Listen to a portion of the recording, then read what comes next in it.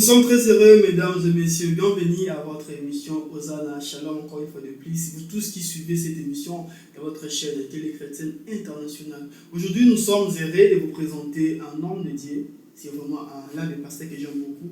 J'ai beaucoup discuté avec lui et aujourd'hui, nous allons entretenir sur la thématique l'impact de la prière dans la destinée. C'est un thème que nous avons tiré dans le livre de Genèse 32, 26 à 30. Le pasteur Marc qui est ici sur ce plateau de l'émission Hosanna, déjà je lui dis Shalom pasteur. Shalom mon bien-aimé. Comment vous allez? On va très bien par la grâce de Dieu. Voilà, pasteur, nous sommes très contents de vous recevoir dans cette émission Hosanna.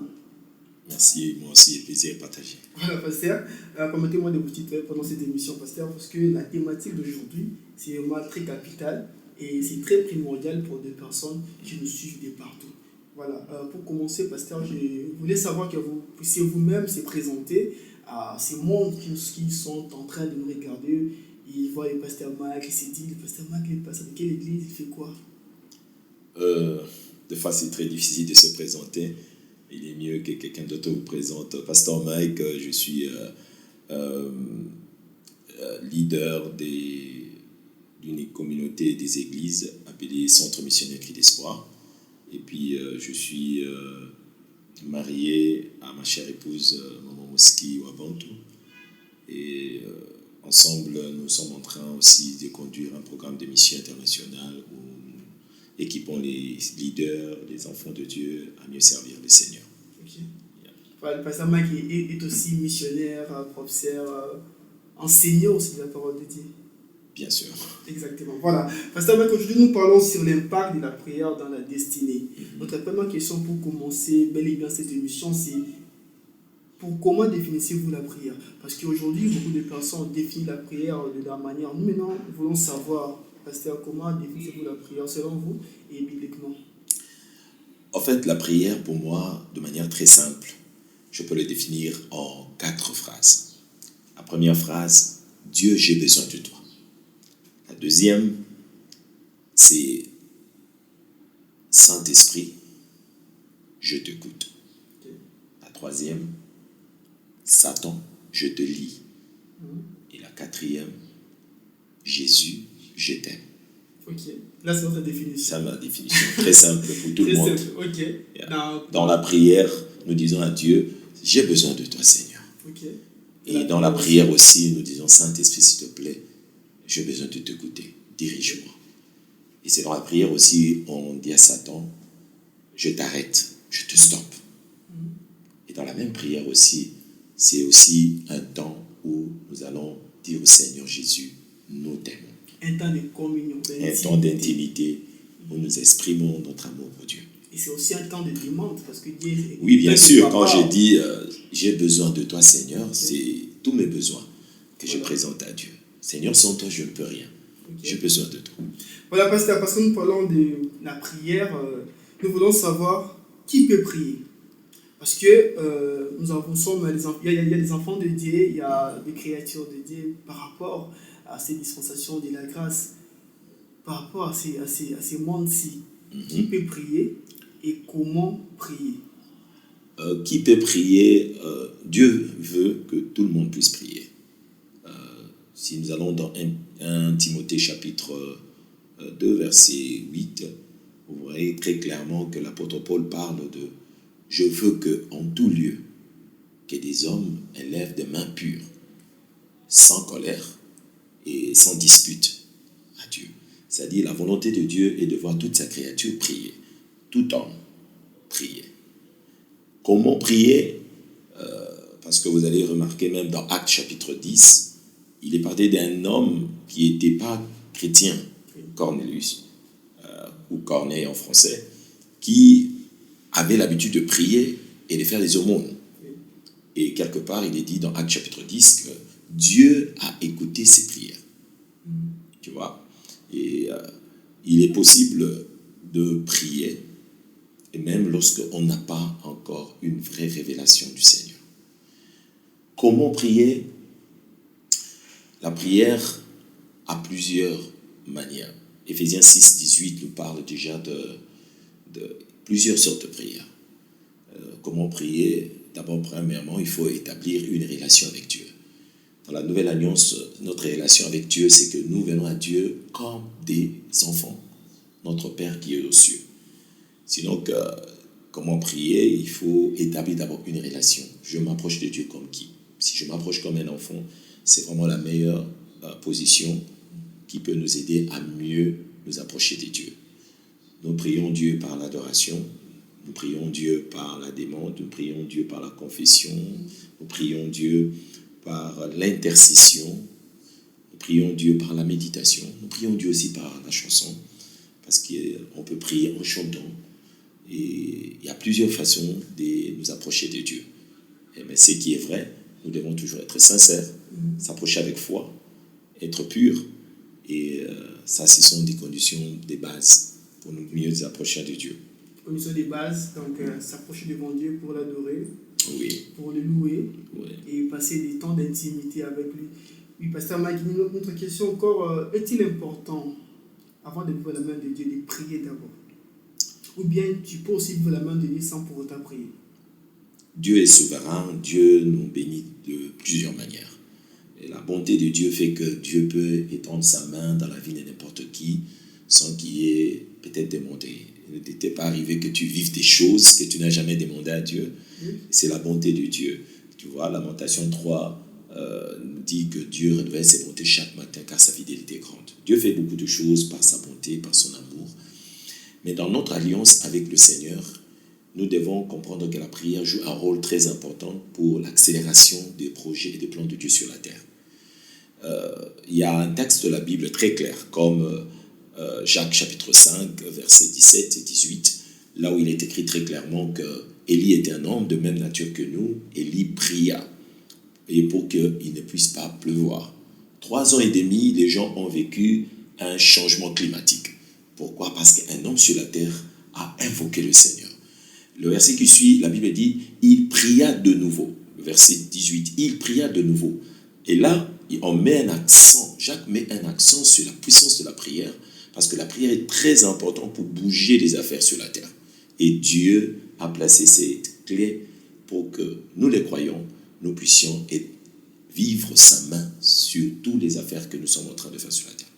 Voilà, la prière a la capacité de tout bouger. Et tout bouger. Donc, même créer des changements climatiques. Okay. Même que, des changements comme ce que Joshua fait. Il a exactement. En fait. Il a même arrêté le soleil pendant un moment jusqu'à ce qu'il a rapporté la victoire. Peut bouleverser les lois de la nature. Ça, c'est vrai.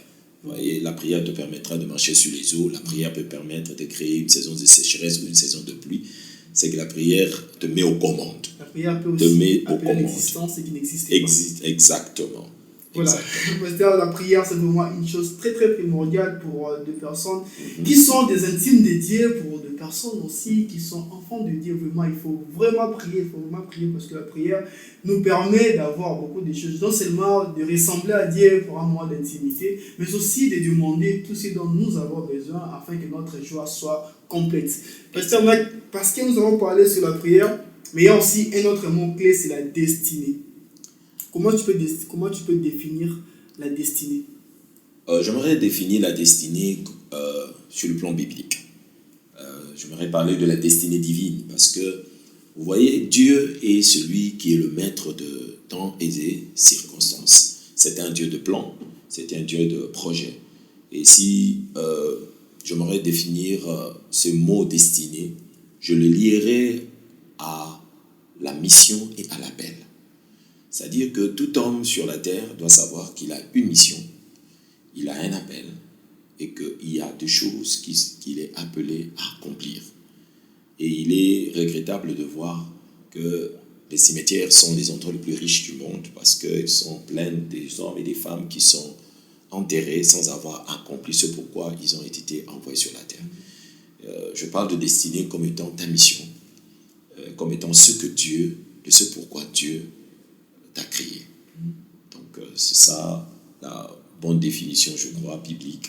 Ok, une très bonne définition, pasteur. Je crois qu'il y a aujourd'hui, nous le remarquons, comme vous l'avez dit, la cimetière aujourd'hui enterre beaucoup de personnes avec leur destinée. Et c'est ça aussi le problème avec beaucoup de chrétiens.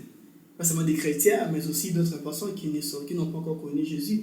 Ils ne connaissent pas leur destinée. Mais la question est de savoir comment faire pour connaître ma destinée?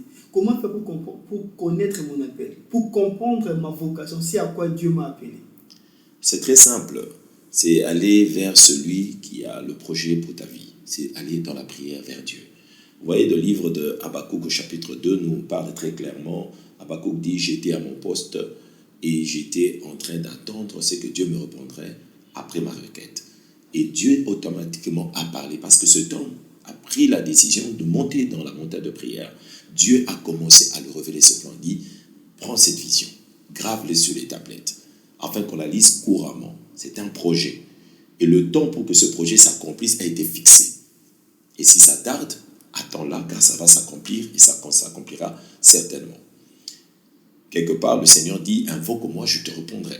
Je t'annoncerai des choses cachées, des choses que tu ne connais pas. Le projet de Dieu, certes, est caché, mais nous devons venir vers le Seigneur dans la prière afin qu'il nous le révèle. Et Dieu aime révéler ses plans à ceux-là qui le cherchent. Ok. Et pour les personnes qui ne le cherchent pas, ils auront du mal à connaître leur destinée. Et Dieu aussi, par sa miséricorde, par sa grâce, ils peuvent aussi les révéler sans pour autant que la personne puisse prier. Voilà, il y a au moins 4 voies par lesquelles nous pouvons comprendre ce à quoi Dieu nous a appelés. Il y a la voix audible ou bien l'oracle de Dieu. Dieu peut te parler directement. Mais ce n'est pas peut-être tout le monde qui a la grâce d'avoir entendu la voix de Dieu directement leur parler. Mais Dieu peut aussi déposer en toi un fardeau. Il y en a des gens qui vivent à cause d'un fardeau, une mission. Ils se sentent mal à l'aise et s'ils n'accomplissent pas un certain devoir. C'est aussi une manière de savoir que nous avons été appelés à quelque chose. Comme Néhémie, on n'est pas parlé de Néhémie qu'il a reçu une vision. Néhémie a eu un véritable fardeau, comme il y a des gens qui ont des fardeaux comme ça pour la reconstruction du pays, un fardeau pour voir des femmes malades être guéries, etc. Ça ne peut pas être seulement dans le domaine de la prédication, ça peut être dans tout le domaine de la vie où Dieu peut déposer des fardeaux. Mais il peut avoir aussi une prophétie que vous pouvez recevoir et par un frère, une sœur qui peut aussi vous aider à comprendre le plan de Dieu pour votre vie. Dieu peut utiliser aussi un pasteur, un aîné, quelqu'un, un coach, quelqu'un qui est expérimenté à vous lire et à comprendre ce à quoi vous êtes appelé. Okay. Et c'est comme ça que dans la vie, il est important aussi d'être bien entouré. Okay. Et nous, à l'église, on dit toujours, il faut avoir un pasteur. Parce qu'un berger te conduira vers le pâturage, il te dirigera, il te montrera la voie à suivre. Et des fois, il est important de s'accrocher à des bonnes personnes qui peuvent... Et tu vois, et même dans le sport, il y a un coach qui peut te dire, eh bien, je vois que ta gauche là peut faire d'affaires dans le football. Et puis commencer à t'entraîner dans cette direction. Et puis vous voyez, il y a un bon joueur qui s'élève parce qu'il a été bien encadré. Okay. Il y a aussi moyen de découvrir ta destinée au travers quelqu'un d'autre. Mais aujourd'hui, il y a un problème parce que beaucoup de chrétiens ont du mal à avoir un seul pasteur. Vous voyez, tu vois, un chrétien, il a dans son entourage 4-5 pasteurs, ils disent qu'ils sont mes encadreurs. Comment est-ce qu'une personne pareille peut réellement rester dans le processus vers sa destinée parce qu'il est entouré avec 4 personnes différentes? Bon, Jésus dit quelque chose de très clair. Dans Jean 10, il dit, mes brebis entendent ma voix et ils viennent lorsque je les appelle. Normalement, un chrétien doit se mettre au pied d'un pasteur. Parce que dans Jean 17, Jésus dit, Père, je n'ai pas perdu tout cela que tu m'as donné, excepté le fils de la perdition. Tu rendras compte que des âmes que Dieu t'a confiées. Et il est important aussi, quand quelqu'un veut se laisser conduire par un pasteur, de prier et de demander au Seigneur, Seigneur, tu me vois où et vers qui tu m'envoies pour être encadré. Ça, c'est très important. Ça, c'est très important. C'est quelque chose que les gens oublient. Et des fois, on se met au pied de quelqu'un qui n'a pas la provision pour t'aider. Yeah. Et même pour avoir un pasteur, il faut l'orientation divine. Bien sûr. C'est juste parce que tu vois que la personne, le pasteur en question a une méga church, a une grande église, il a des moyens. Et c'est ça l'erreur, parce que ta destinée ne deviendra pas grande parce que simplement la personne vers qui tu te confies est apparemment grand aux yeux des hommes. Dieu sait ton futur. Il connaît exactement ce dont tu as besoin. Et il sait là où il a mis la provision spirituelle il va t'aider à te réaliser. Et c'est comme ça que chaque brebis du Seigneur doit demander à Dieu où est-ce que le Seigneur le voit.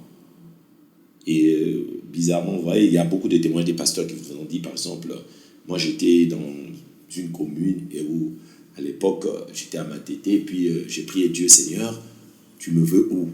Tu me montres la borne. Et à l'époque, j'étais encore à l'école humanité, et à l'humanité, et puis c'était vraiment une casse-tête pour avoir ce transport-là d'aller à l'UPN, de là où j'étais. Et j'ai traversé beaucoup d'églises. Mais c'était là où Dieu me voulait. Tu vois, c'était là où Dieu m'avait envoyé. Et la provision que j'ai reçue m'a aidé toute ma vie. Tu vois, la même chose pour beaucoup de pasteurs. J'ai entendu beaucoup de témoignages où quelqu'un avait une église à côté, mais le Seigneur l'envoie ailleurs. Dieu t'enverra toujours là où tu vas te réaliser. Voilà, parlons des lieux, parce que vous avez parlé des lieux. Est-ce que dans la prière aussi, la prière exige un lieu approprié pour faire passer ta prière ou bien ta requête? Ou bien on peut prier partout pour que Dieu puisse nous écouter? Déjà, le texte que j'ai donné de 1 Timothée chapitre 2, verset 8, nous parle de « je veux qu'en tout lieu ». C'est-à-dire que dans la Nouvelle Alliance, la prière, c'est d'abord l'attitude du cœur. Le secret de la prière, c'est d'abord le cœur qui s'approche de Dieu. Vous voyez, il y a un jour, ma voiture est en panne et je dis Seigneur, je voudrais que tu répares cette voiture. J'ai prié dans mon cœur, mais j'étais sincère. Pouf, la voiture a repris, sans que personne ne touche. Le problème, ce n'est pas d'aller d'abord dans une montagne. Le problème, c'est d'avoir le cœur qui s'approche de Dieu. La disposition du cœur, la foi. La foi. Hébreux 11, 6 nous dit, sans la foi, il est impossible de lui être agréable. Et Dieu est le rémunérateur de tous ceux qui le cherchent. Dieu est le rémunérateur de tous ceux qui le cherchent. Le pasteur l'a bien expliqué. Concernant la prière, il n'y a pas un lieu approprié, il n'y a pas un endroit exigé pour faire passer ta prière. Donc partout tu seras, dans les lieux où tu te trouves, tu peux prier Dieu. Même si tu es maintenant, tu me suis maintenant, là où tu es, tu peux t'agenouiller, commencer à prier Dieu. Et Dieu va répondre à tes requêtes, Dieu va répondre à tes besoins, et tout sera transformé, tout sera changé, parce que Dieu est présent. Tout demande juste ta disposition du cœur afin de vivre la main de Dieu. Et moi je crois, si seulement maintenant tu entres dans ta chambre, tu fermes la porte comme dit la Bible et tu pries Dieu, tu verras la main de Dieu. Dieu est disponible pour tout le monde, seulement si tu disposes ton cœur, tu le mets vraiment à la conformité avec la parole de Dieu. Et moi je t'assure, tu vois la main de Dieu. Et tu vas témoigner sur notre chaîne TCI, sur le bas du commentaire, tu vas témoigner la grâce de Dieu. Et n'hésitez surtout pas de s'abonner et de partager le lien à tout le monde, afin que chacun de nous puisse écouter ces merveilleux messages. Pasteur, parlons sur les rôles qui joue la prière dans le processus de la destinée d'une personne, d'un enfant de Dieu. La prière joue plusieurs rôles. Vous voyez, ça joue plusieurs rôles, mais ici, j'aimerais même m'arrêter à 3, qui sont vraiment des rôles importants. La première chose, la prière va vous aider à grandir d'abord spirituellement dans votre relation avec Dieu. Il est impossible de connaître quelqu'un si vous ne passez pas beaucoup de temps avec la personne. Philippiens 3, 10 nous dit, mon but, c'est de connaître lui. Comment connaître Dieu si vous ne passez pas du temps avec lui? Il est impossible de connaître quelqu'un. Je ne veux pas dire, elle dit, je te connais, si je ne passe pas du temps avec toi. J'aurai une connaissance superficielle. On ne peut pas connaître Dieu si on ne passe pas du temps avec lui. La deuxième des choses, la prière va vous aider à développer les capacités d'accomplir votre destinée, c'est-à-dire votre appel ou votre mission. Il est impossible d'accomplir toutes les tâches que le Seigneur vous demande de faire sur cette terre sans son aide. Vous voyez, la prière vous aidera à accomplir, à recevoir la puissance, la force pour accomplir la mission. Vous voyez, dans Actes déjà chapitre 1er, les disciples qui ont reçu la mission d'aller prêcher la bonne nouvelle dans toute la création ne sont pas allés directement parce qu'ils avaient besoin d'un téléchargement de puissance. Qu'est-ce qu'ils ont fait? Ils sont montés à la chambre haute. Pour faire quoi? Prier. Ils ont prié. C'est dans la prière que le feu d'en haut est descendu. Et vous allez remarquer tout au long de la Bible, ceux qui ont prié ont pu accomplir leur mission, leur destinée, ce à quoi Dieu les avait appelés, y compris le Seigneur Jésus-Christ. Il a eu à recourir à la prière. Marc chapitre 1, verset 35 dit, tôt le matin, le Seigneur montait à la montagne pour prier. Si Jésus pouvait prier pour réussir sa mission de Golgotha, lui qui était né pour mourir, à combien plus forte raison, toi et moi, nous avons besoin de la prière. La prière te aidera à accomplir ta mission. Et pour finir, la prière, si je peux ajouter autre chose dans la prière aidera l'Église, toute famille, et même le monde d'aujourd'hui, à être une. Pour les pasteurs, là, si bien dit, d'atteindre ta destinée sans pour autant prier. Vraiment, la prière, c'est très, très capital, c'est très important. C'est comme certains disent, c'est vraiment très important. Pasteur, la 7e question, nous voulons savoir. Aujourd'hui, nous avons constaté, certains disent que à quoi bon de beaucoup prier alors qu'il y a d'autres personnes qui n'ont jamais prié, qui vivent leur destinée et qui ont une vie épanouie.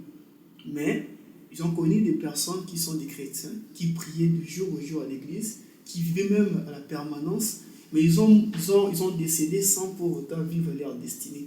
Comment expliquer ces contrastes? Je crois que la parole de Dieu a déjà donné beaucoup de réponses à cela. Ce n'est pas quelque chose d'étonnant, ça n'a pas commencé aujourd'hui. Jésus même en parle.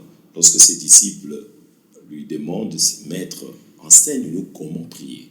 Matthieu chapitre 6, Jésus commence à dire, vous au contraire, si vous voulez prier, ne faites pas comme les païens, qui s'imaginent en multipliant les paroles qui seront exaucées. Vous voyez, la prière, l'efficacité ne dépend pas simplement de nombre de paroles que nous disons à Dieu. C'est d'abord un état de cœur. Vous voyez, un cœur sincère, l'attitude avec laquelle nous approchons de Dieu. Il y en a beaucoup de choses qui entrent en action. Vous voyez, des fois on prie, mais on a des mains qui sont des mains souillées. La Bible dit que la main du Seigneur n'est pas courte pour délivrer, mais ce sont vos iniquités qui vous empêchent de travailler. Nous sommes chrétiens, mais nous prions comment? Nous prions, oui, nous approchons des dieux comment? Tout cela fait la différence. Ouais, nous jeûnons, oui, mais la parole de Dieu nous montre comment il y a un vrai jeûne, comme il y a un mauvais jeûne. Nous pouvons faire beaucoup de sacrifices, c'est-à-dire des permanences, dormir par terre. Et ce qui fait la différence, ce n'est pas d'abord toutes ces pratiques-là extérieures, mais c'est d'abord l'attitude de celui qui s'approche de Dieu. Nous devons nous approcher de Dieu avec foi. Nous devons nous approcher de Dieu avec crainte. Nous devons nous approcher de Dieu en comprenant les promesses et les alliances qui nous lient à Dieu. Dieu est fidèle dans sa parole. Et ce qu'il a promis, il veille sur cela pour l'accomplir. Pas seulement parce que nous avons prié, parce que Dieu veut sanctifier son nom. Et il accomplit toujours sa parole. Et ceux qui prient et qui ne sont pas exaucés, souvent, ils prient mal. Souvent, ils prient mal. Et nous avons plusieurs exemples dans la Bible qui prient mal et qui ne sont pas exaucés. Voilà, l'exaucement de nos prières, ça dépend aussi de notre pureté du cœur, c'est vraiment important. Pour que Dieu t'exauce, bien sûr, Dieu exauce tout le monde par sa grâce, par sa miséricorde, mais la pureté de nos cœurs est aussi un élément efficace qui permet à ce que notre prière soit forte. Il y a Jacques qui dit quelque chose de un peu proche de ce que vous m'avez demandé. Il dit, vous demandez, mais vous ne recevez pas. Oui. Parce que vous demandez mal dans le but de satisfaire vos passions. Passion, ce n'est pas un besoin. Passion, c'est juste des envies. Des envies. Tu vois, je n'ai pas vraiment besoin de ta veste, mais bon, je vois un frère qui a... Pour dire, je veux ça. Est-ce que tu as besoin?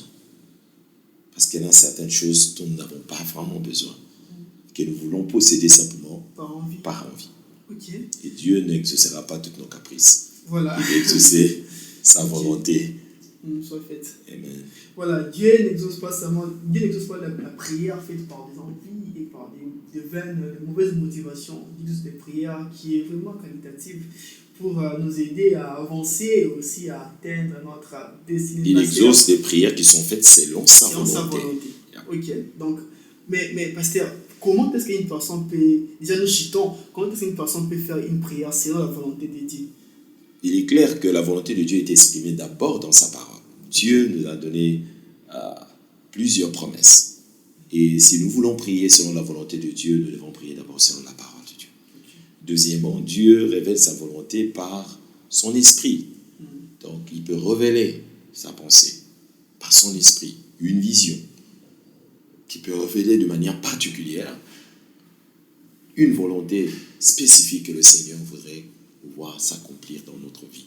Et si nous pouvons nous appuyer sur cela, comme pour Habakkuk, une prophétie vient, une vision que Dieu révèle, je veux prier sur ce que Dieu m'a déjà montré ou révélé. Voilà, pasteur, une avant-dernière question, avant de clôturer cette émission. Je voulais savoir, est-ce que la prière d'un conjoint ou bien d'une conjointe qui est vraiment intime de Dieu, peut avoir une efficacité sur la vie de son partenaire qui n'est pas chrétien? Bien sûr que si. Bien sûr que si. Dans 1 Corinthiens chapitre 7, l'apôtre Paul parle de différents types de mariages, parce que l'église de Corinthe lui posait des questions sur un nombre de situations qui vivaient. Entre autres, des mariages entre un frère chrétien et une sœur qui n'est pas chrétienne, ou vice-versa. Et sa réponse est que si quelqu'un qui est non chrétien et qui se marie à quelqu'un qui est chrétien, et que le non-chrétien ne veut pas se divorcer, il veut vraiment rester, il respecte ta foi, bien que lui n'est pas chrétien. Celui qui est chrétien n'est pas obligé de se divorcer, parce que la personne n'a pas voulu te quitter parce que tu es chrétien. Tu vois? Alors, il est dit que les enfants sont sanctifiés par la foi des parents. Parce que vos enfants, bien que c'est un mariage mixte entre un chrétien et non chrétien, mais les enfants qui naissent de telle union sont sanctifiés. Ils sont sanctifiés comment? Par la prière de celle ou de celui qui est chrétien. La Bible dit que tout est sanctifié par la prière et la parole. Lorsque je suis dans un format d'un couple où un mari prie, une femme ne prie pas, c'est tout à fait normal que celui ou celle qui prie puisse influencer la personne qui ne prie pas, son partenaire qui ne prie pas. Et il y en a beaucoup de cas comme ça. Ok. Amen. Voilà. Pasteur, nous finissons cette émission aujourd'hui avec ces dernières questions parce que, voilà, on a parlé de c'est la prière. Donnez-nous une astuce, pas seulement une astuce, mais quelque chose de très fort, en fait, qui fait que notre prière soit efficace. Et comment pouvons-nous le faire? Pour finir cette Dans le domaine de la prière et de la recherche de la face de Dieu, il n'y a pas de formule magique. Tout s'apprend et il y a un début pour toute chose. J'aime toujours dire à mes enfants dans la foi, la prière, même s'il faut ramper, l'essentiel, prie. Parce que je ne peux peut-être pas prier comme John Knox, qui réclamait l'Écosse dans sa prière. Seigneur, donne-moi l'Écosse où je meurs. Et qui passait toutes ses journées en criant à Dieu dans l'intercession. Peut-être je ne peux pas être un géant à ce niveau. Mais tout le monde, à n'importe quel niveau, peut prier. Des petites prières faites avec foi, comme des petits grains, peut créer de grandes différences. Et j'aimerais dire à quelqu'un, prie, et prie avec la force que tu as. S'il faut ramper, rampe. Essentiel, approche-toi de Dieu. Voilà. Prie avec la force que tu as, même si tu es malade, même si tu es une personne faible. Prie avec la foi et Dieu ne manquera pas de t'exaucer. Dieu ne manquera pas de te faire du bien. Il n'y a pas une formule magique pour prier. Ah oui, le pasteur l'a su bien dit. Il n'y a pas une formule magique pour prier. Il suffit juste de s'approcher vers Dieu avec un cœur pur, avec une disposition du cœur pur. Et Dieu va t'exaucer. Et surtout quand tu veux la foi, comme dit la Bible, c'est très agréable lorsqu'une personne s'approche au trône de la grâce avec foi. Pas avec des doutes, pas avec des hésitations, avec foi. Parce que Dieu est le rémunérateur de ceux qui le cherchent. Si tu le cherches avec foi, si tu le cherches avec tout ton cœur, moi je t'assure, tu vivras Dieu. Et tu le rencontreras dans ton chemin comme Jacob l'a rencontré en Genèse 32 au Péniel. Il a prié avec foi et Dieu l'a exaucé en le changeant. Lui qui était Jacob est devenu Israël. Donc si toi aussi tu pries aujourd'hui avec nous, Tu pries de tout ton cœur, Dieu va te changer et ton nom va changer, ton histoire va changer et tu entreras dans ta destinée. Et toi ceux qui me suivent maintenant, qui n'étaient pas chrétiens avant, mais tu as écouté cette émission, tu as suivi cette émission jusqu'à la fin et tu as connu l'importance de la prière. Et tu veux que tu sois changé. Tu peux aussi prier avec nous. À travers ce que le pasteur va faire maintenant, il va prier avec vous.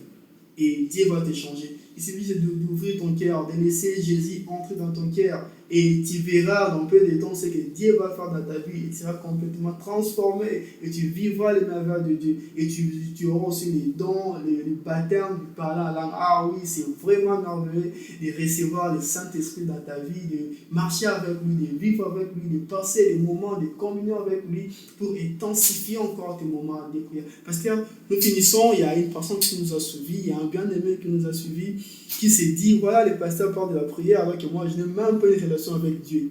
Comment je dois faire? Parce que là, je suis maintenant prêt à le recevoir, je suis prêt à marcher avec lui, à vivre une intimité avec lui. Mais comment je dois faire? Si vous pouvez regarder la caméra, vous priez avec ces personnes et puis finir cette émission. La parole de Dieu nous parle d'un homme du nom de Noé. La Bible dit que Noé marchait avec Dieu, il plut à Dieu. Enoch, marcha avec Dieu, il plut à Dieu et Dieu l'enleva. Ce qui est vrai que la finalité d'une marche avec Dieu, c'est vivre éternellement avec le Seigneur. Voilà, je voudrais prier avec toi et t'inviter à entrer dans une relation intense avec Jésus-Christ par cette petite prière de foi. Si tu n'as jamais donné ta vie à Christ et si tu n'as jamais été dans la foi chrétienne, j'aimerais te dire que tu peux prier juste cette simple prière et Jésus entrera dans ton cœur, lui avec le Père, et fera de ta vie sa demeure. Et toi et lui, vous commencerez une marche surnaturelle de bonheur et de victoire. Père, je prie pour ma soeur et mon frère qui est en train de suivre ce programme. Alors qu'il a eu soif de te connaître, de commencer à prier, mais il ne te connaît pas, Seigneur. Je prie, pendant qu'il suit ce programme, prie après moi. Dis, Seigneur Jésus, je reconnais que je suis un pécheur et que sans toi, ma vie est perdue. Viens, Seigneur Jésus, entre dans mon cœur, sauve-moi. Merci, Seigneur. Merci, Jésus, car je crois que tu es entré dans mon cœur et que tu m'as sauvé, tu m'as lavé de mes péchés. Je suis maintenant une nouvelle créature et maintenant je peux marcher avec toi en nouveauté de vie. J'ai la vie éternelle et toutes les promesses de la Bible qui sont liées aux élus sont devenues mes promesses. Je te rends grâce pour cette vie nouvelle au nom de Jésus-Christ de Nazareth. Amen. Amen. Amen, amen, amen. Nous sommes très heureux de vous recevoir dans cette grande famille. Comment nous vous disons, soyez le bienvenu dans cette famille où il y a la joie permanente, où il y a la paix qui surpasse toute intelligence. Moi, je t'assure, mon frère, ma soeur, toi qui as fait cette prière avec le pasteur, tu as pris une très bonne décision.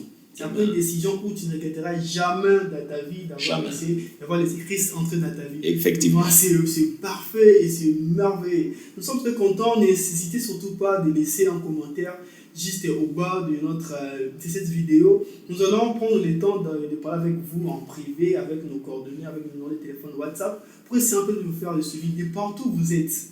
En France, en Europe, aux États-Unis, en Afrique centrale ou bien au nord de l'Afrique. N'hésitez surtout pas de nous écrire. Nous allons vous orienter à une église qui est tout près de chez vous pour votre encadrement et votre croissance spirituelle. Quant à nous, on vous dit sincèrement merci beaucoup, vous tous qui ont eu le temps de suivre cette émission. Quant à moi, je vous dis au revoir. N'hésitez surtout pas de s'abonner à notre chaîne YouTube et sur nos différents comptes, réseaux sociaux, Twitter, Facebook, Instagram, toujours avec les mêmes noms. TCI TV, pasteur, te disons vraiment merci beaucoup d'avoir venu à cette émission. Merci bien aimé, que Dieu bénisse et bénisse aussi votre émission et qu'il continue à répandre son onction et sa grâce pour beaucoup plus de numéros édifiants pour le corps du Christ. Amen. Merci aussi à toute l'équipe de Maël Production pour cet accompagnement. Quant à moi, je vous dis au revoir et on se voit au prochain numéro. Merci.